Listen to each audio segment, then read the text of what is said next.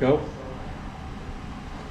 This is a short training video on use of the Pelco precision wire saw.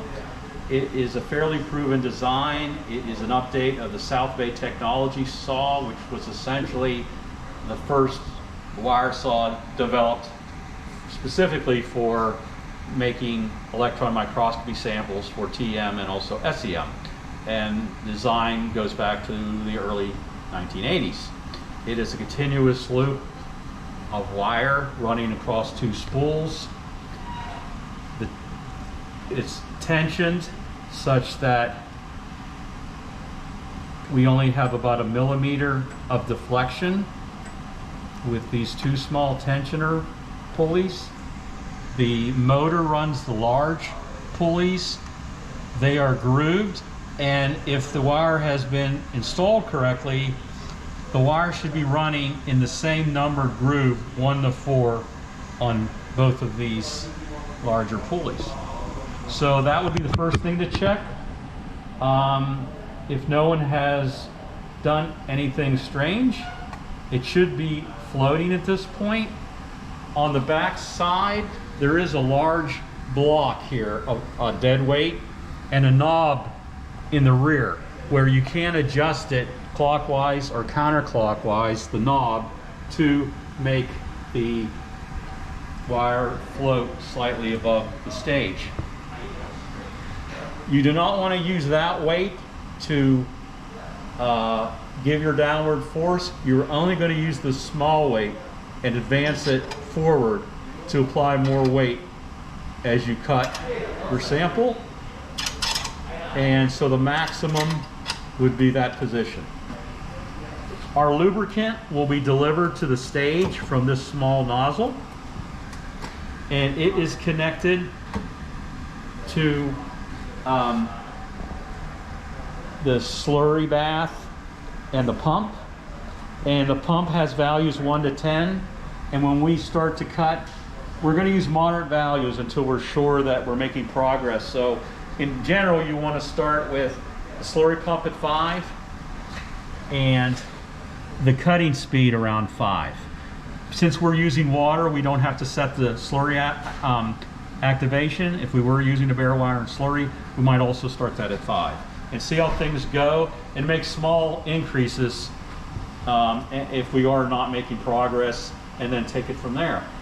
This is the main power, or the mains. So if the system would probably be found off, so you would want to turn that on,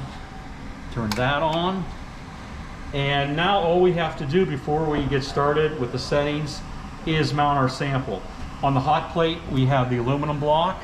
I already have the graphite block on top with their Pelco wax. It's thermoplastic. It melts at 95 to 100 C, and we're way above that.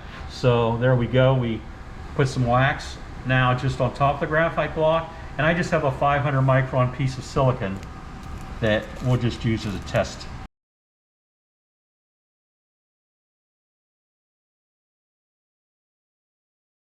If you ever want to just brace this in the upward position, like with a dimple grinder downstairs, you just place that large weight in the back.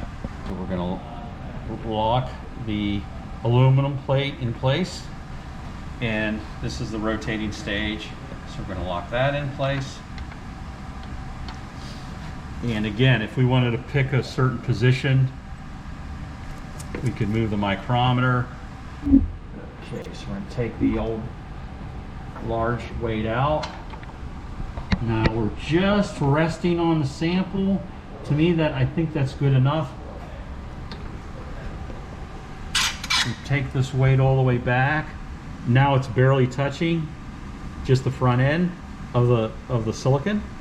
So I think we just maybe want to get it to about maybe something like that, so the wire's laying on top of the silicon surface. And we're ready to go. So we turn the slurry pump to 5, and we position the nozzle so that we're over the cut. And now we're going to gradually turn up the cutting speed. Gradually, because it does go a lot faster than one would think. Now it's bouncing up and down a little bit, so I think we better add a little bit more weight.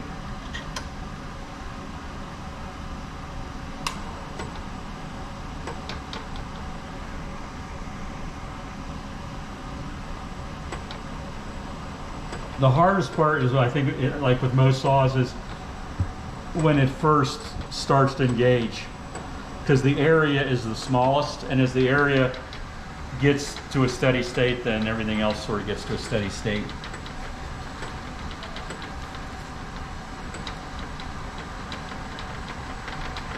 And as you can see, even at 3, that's pretty fast for a wire saw. So I think I'm going to actually let it at 3 for a while.